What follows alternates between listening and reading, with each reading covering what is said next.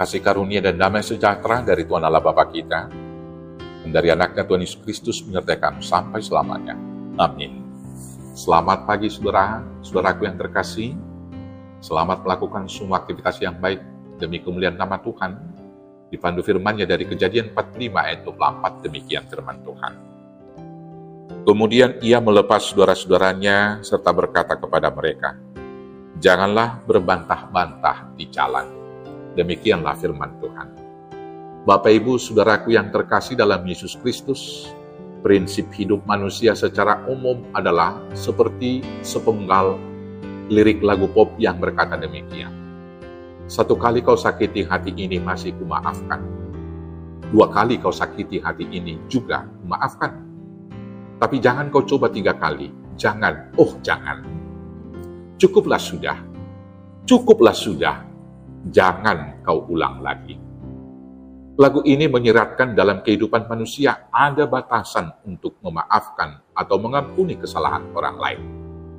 Selanjutnya dalam interaksi sosial, secara umum relasi dibangun atas dasar pembalasan, di mana perbuatan yang dilakukan terhadap orang lain adalah reaksi atas perlakuan dan perbuatan yang diterima.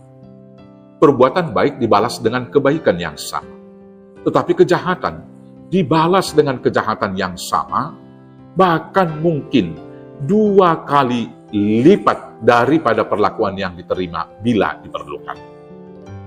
Dalam bahasa sehari-hari, tindakan yang demikian dikatakan balas dendam.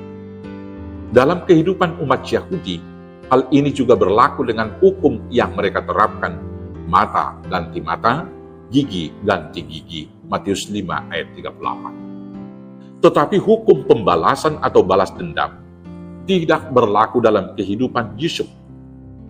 Dia yang telah dibenci oleh saudara-saudaranya, dibuang ke sumur yang kering, kemudian dijual kepada Potifar, dan harus menderita di penjara di Mesir karena fitnah istri Potifar tidak dendam kepada saudara-saudaranya.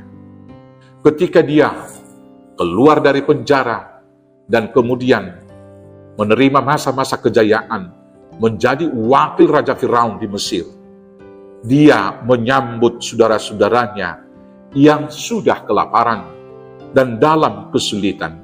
Dia menyambut mereka dengan kasih persaudaraan yang tulus, dengan pelukan mesra dan tangisan haru penuh rindu. Dia bahkan meminta saudara-saudaranya untuk membawa orang tua mereka, yaitu Yakub dan adiknya Benjamin, untuk hidup di Mesir bersama-sama dengan dia. Bapak Ibu saudaraku yang terkasih dalam Yesus Kristus, Yusuf dapat melakukan tindakan agung ini, yaitu mengasihi saudara-saudaranya yang membenci dia, dan yang merencanakan rencana yang jahat kepadanya, karena dia melihat semua kejadian itu dari sudut pandang iman. Seharusnya dia bisa dapat membalaskan dendamnya, karena dia punya kuasa, dan saudara-saudaranya dalam posisi yang lemah. Tetapi sekali lagi, dia tidak memakai kesempatan itu untuk membalaskan dendamnya. Tetapi dia mengampuni, mengasihi, merindukan saudara-saudaranya untuk dapat tinggal bersama dengan dia. Sekali lagi, dia dapat melakukan itu kala dia melihat semua kejadian itu dari perspektif Allah. Untuk itu Yusuf berkata di dalam Kejadian 46 ayat 6 sampai Kejadian 45 ayat 6 sampai 8 demikian.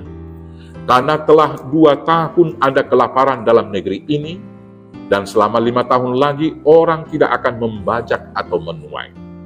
Maka Allah telah menyuruh aku mendahului kamu untuk menjamin kelanjutan keturunanmu di bumi ini, dan untuk memelihara hidupmu, sehingga sebagian besar daripadamu tertolong.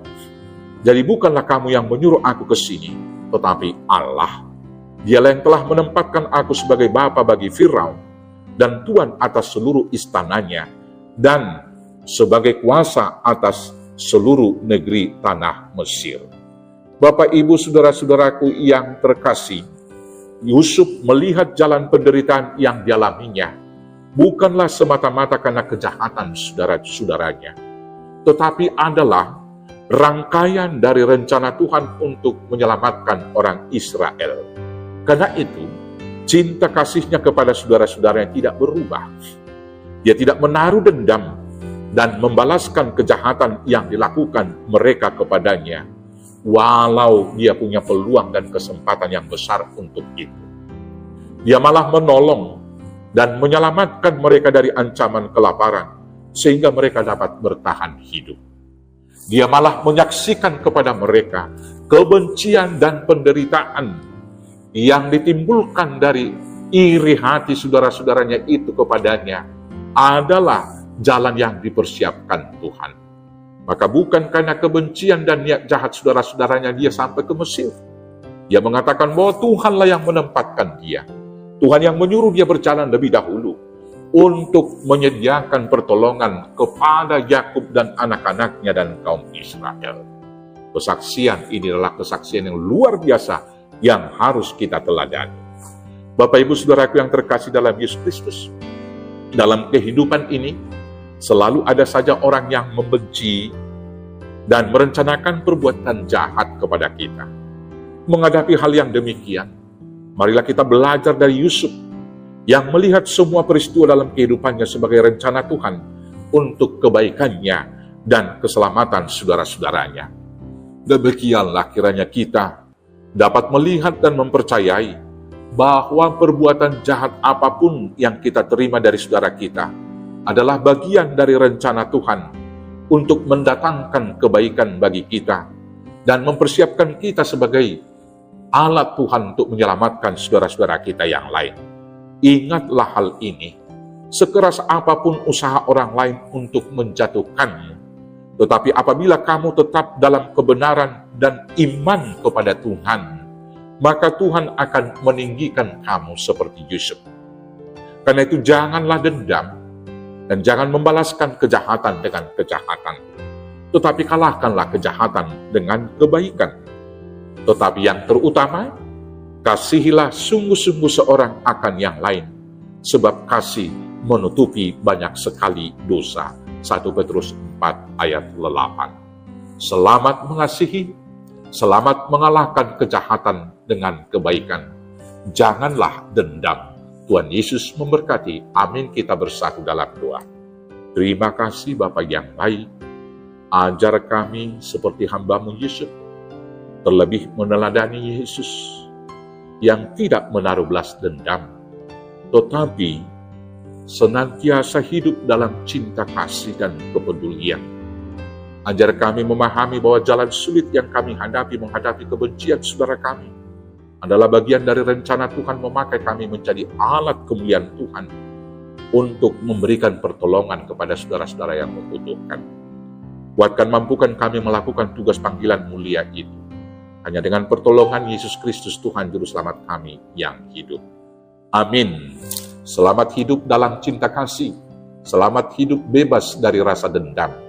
Tuhan Yesus memberkati. Horas, horas, horas.